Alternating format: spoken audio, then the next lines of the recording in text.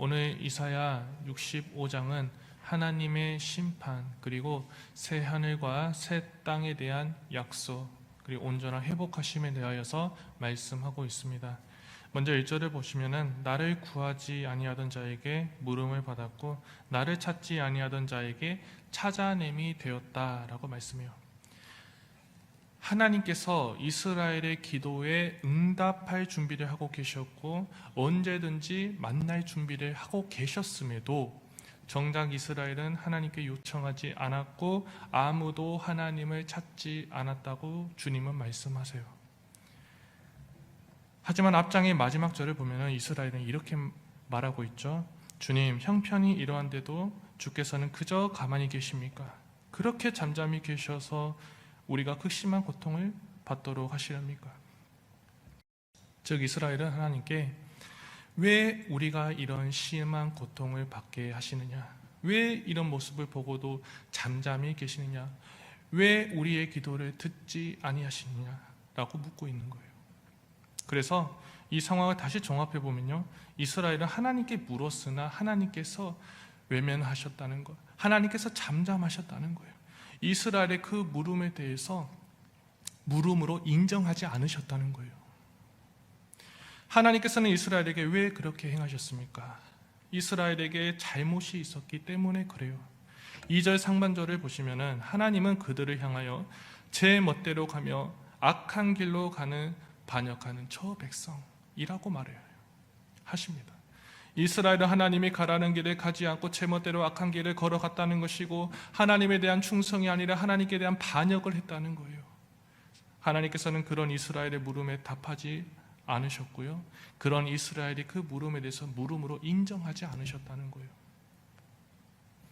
그렇다면 이스라엘이 하나님께 어떻게 범죄하고 악을 행했습니까? 오늘 말씀에서 그들이 행한 죄악상이 어떠했는지를 보니까 동산에서 우상에게 제사했고 벽돌 위에서 분향하는 죄를 저질렀다.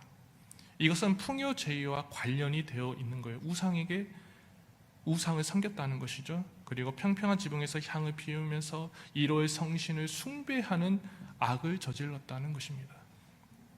또 4절을 보니까 그들은 무덤 곁에서 밤을 보내며 이방인의 풍속을 따랐고 돼지고기를 먹고 담는 가증한 악을 행했다는 거예요.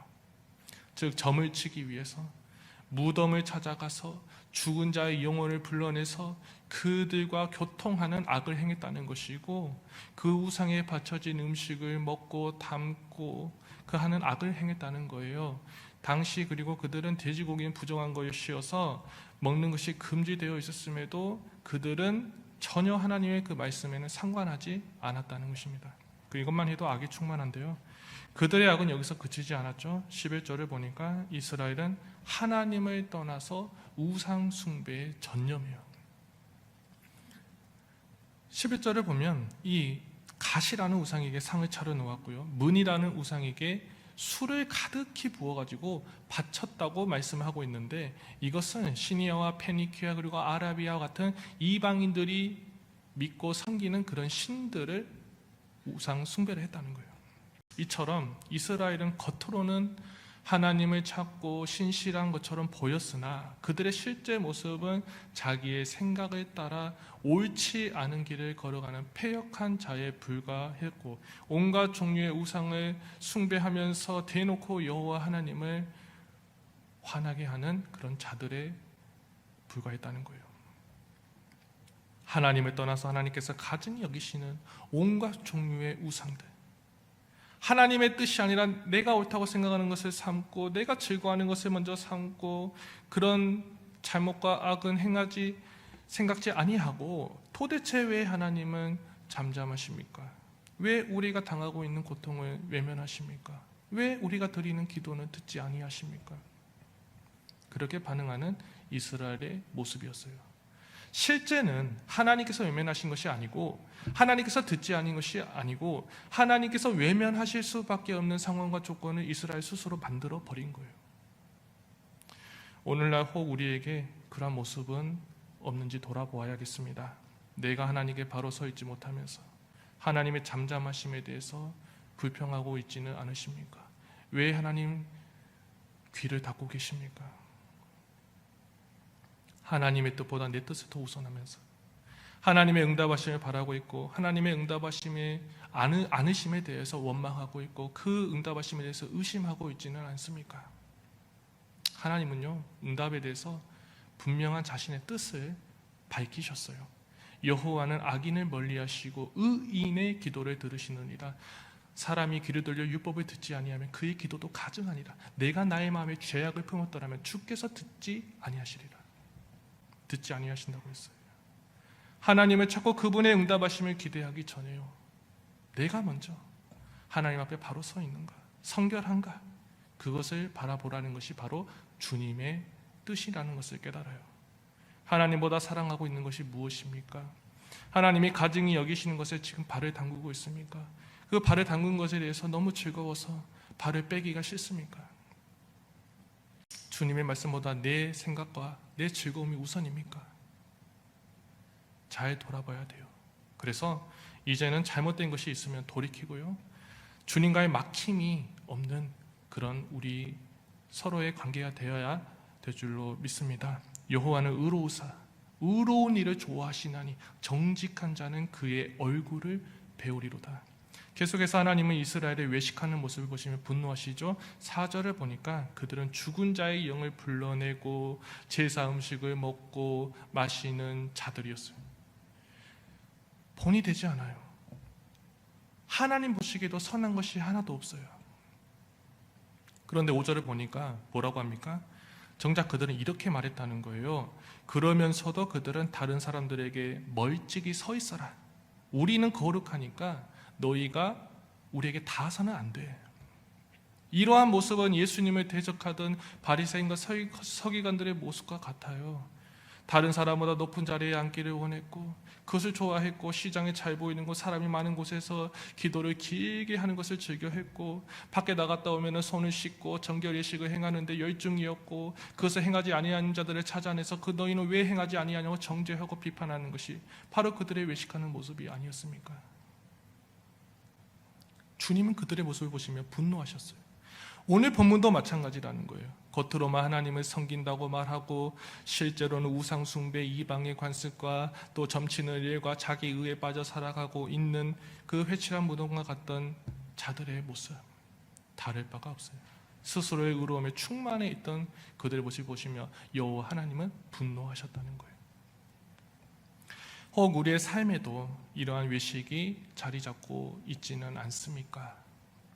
나는 이렇게 하는데 왜 당신은 이렇게밖에 못하느냐? 왜 당신은 이렇게 하느냐? 손가락질하고요. 나는 하나님 앞에 바로 서 있다고 생각하면서 스스로 거룩한 자처럼 보이려고 하고요. 예배와 섬김에 나는 열중인데 왜 당신은 하나님을 섬기는 일에 그렇게 하고 있느냐? 나는 나의 만족감과 충만함에 젖어 있어서 그 우월감으로 그렇게 말하고 있는지도 몰라요. 그들이 하나님을 시인하나 행위로는 부인하는 가증한 자여 복종하지 않는 자여 모든 선한 일을 버리는 자니라. 주님은 우리가 이러한 외식이 아니라요, 믿음과 사랑의 언행일치를 이루시기를 원하세요. 우리의 그 모습에 겉과 속이 다른 게 아니고 온전히 일치되기를, 다른 사람에게 잘 보이려고 하는 것이 아니고 그런 헛됨이 아니고 하나님께 온전한 시선을 올려드리기를 원하고, 나의 즐거움이 아니라 하나님의 기쁨이 되기를 원하시고, 가증한 것이 아니라 주님께서 바라고 원하시는 선한 것을 이루기를 우리에게 바라고 계신다는 거예요. 마지막으로 하나님은 어려운 시대와 상황 가운데서도요, 변함없이 희망을 노래하고 계시고요, 더 풍성한 것을 약속하고 계세요. 차마 눈뜨고 볼 수 없을 정도로 악이 충만한데, 그런 이스라엘인데 그럼에도 불구하고 주님은 심판이 아니라 참으시고 인내하시고 기다리셨다는 거예요. 물론 6절 하반절과 7절 말씀을 보면은요, 하나님은 그들의 악에 대해서 보응하신다고 말씀하셨고 보응하셨어요. 그럼에도 그게 끝이 아니고 그 가운데서도 이루 말할 수 없는 희망을 노래하셨다는 거예요. 주님의 은혜예요. 그래서 8절을 보시면 포도송에 즙이 들어있는 것처럼, 그래서 사람들이 그것을 없애지 말라고 말하는 것처럼 나도 나의 종들을 생각해서 내가 그들을 다 멸하지 않겠다. 즉 답이 없어요. 무너졌어요 이미.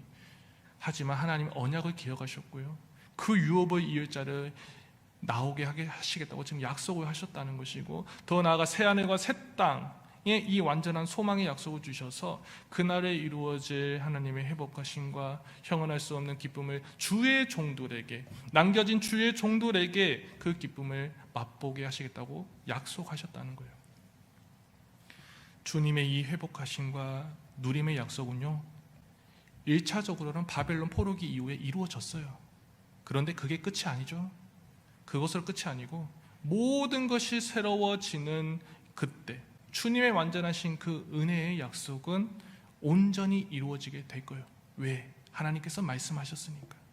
주의 종들은 그리고 그 즐거움을 누리게 될 것입니다. 주님의 그 풍성한 은혜의 언약을 기억하시고 하나님을 찾고 회개하고 돌이키고 나의 생각과 뜻이 아니라 즐거움이 하나님의 뜻에 순종하고 하나님의 즐거움을 위해 살아가는, 그래서 하나님 말씀에 늘 순종함을 나아가는, 그래서 그날의 그때 주님께서 베푸시는 풍성한 잔치에 우리 모두 참여케 되기를 주님의 이름으로 축복합니다. 기도하겠습니다. 사랑의 하나님 아버지, 하나님을 떠나 악을 행하고 하나님의 뜻에 순종하지 않고 주님을 괴롭게 했던 이스라엘의 모습이 혹 나의 삶에 자리 잡고 있지는 않습니까? 악한 삶의 모습을 직시하지 못하고 오히려 뻔뻔하게 외식으로 무관하고 있는 그런 나의 삶이 아닌지 두려운 마음으로 돌아봅니다.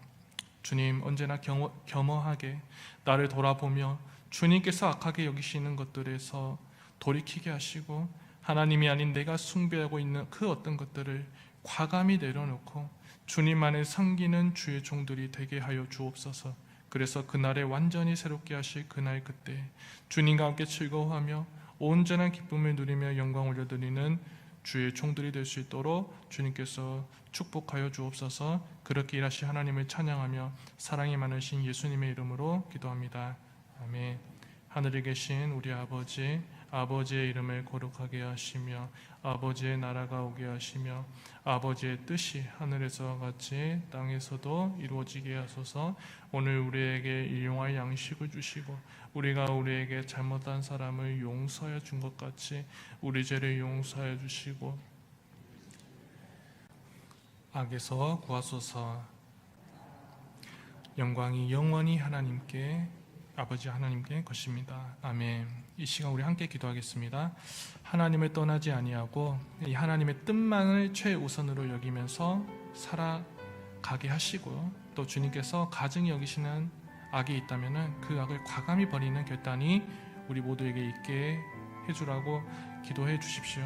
또 우리 성도님들의 삶이 늘 평안하길 원하고요, 또 아픈 하늘들 가운데 하나님의 그 놀라우신 또 치료하심의 역사와 또 위로가 있게 해달라고 기도해 주십시오.